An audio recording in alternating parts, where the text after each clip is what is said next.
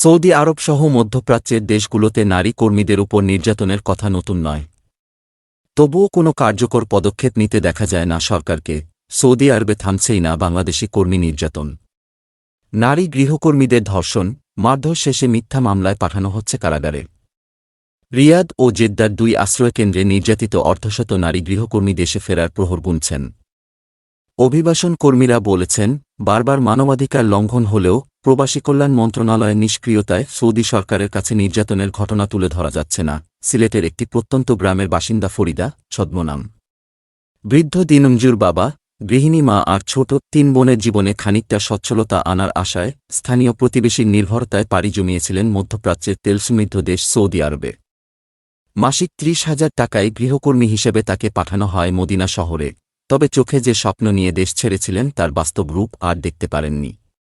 স্বপ্ন আবার ফিরেছে জীবন্ত লাশ হয়ে, চোখের সব আলো কেড়ে নিয়েছে মরুর তপ্ত বালি। ভুক্তভোগী ওই তরুণী জানান, সৌদি যাওয়ার পরই তার পাসপোর্টসহ সব কাগজপত্র নিয়ে নেয়। এরপর প্রতিদিনই শারীরিক নির্যাতন চালাতে থাকে। ছুরি দিয়ে হাত পর্যন্ত কেটে দিয়েছে। আর সেগুলো ঢাকতে মালিকপক্ষ উল্টো মামলা ঠুকে দেয়। শুধু তাই নয়, খাবারের মাধ্যমেও নির্যাতন করা হতো বলে জানান তিনি। বলেন, তাদের খাওয়া শেষে হাড় বা উচ্ছিষ্ট যা থাকত তাই খেতে দিত। মদিনা, জেদ্দাসহ বাকি শহরগুলোরও একই দৃশ্য। নির্যাতনের প্রতিবাদ কিংবা বন্দিশালা থেকে পালিয়ে যাওয়ার চেষ্টা করলেই ভুক্তভোগীদের ঠাঁই হয় কারাগারের প্রকোষ্ঠে। বেঁচে ফেরা ভুক্তভোগীর দাবি, রিয়াদ ও জেদ্দায় 2 আশ্রয়কেন্দ্রে নির্যাতিত অর্ধশত নারী দেশে ফেরার প্রহর গুনছেন। নারী গৃহকর্মী পাঠাতে বাংলাদেশ ও সৌদি সরকারের মধ্যে 2015 সালে চুক্তি হয়। সেই থেকে নির্যাতন ও অস্বাভাবিক মৃত্যুর হাজারো ঘটনা ঘটলেও ন্যূনতম তদন্ত হয়নি।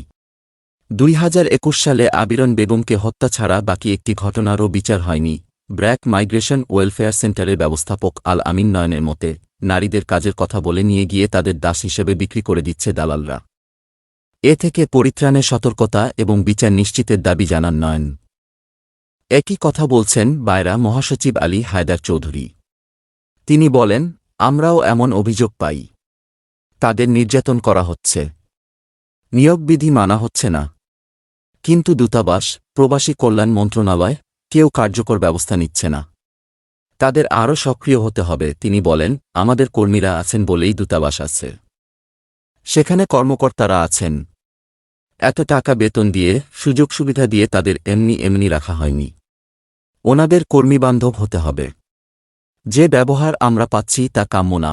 পাশের দেশ নেপালের কর্মীদের বেতন 1,600 রিয়াল, ফিলিপাইনের 1,800 থেকে 2,000 রিয়াল হলেও বাংলাদেশের নারী কর্মীদের বেতন ধরা হয় মাত্র 800 রিয়াল।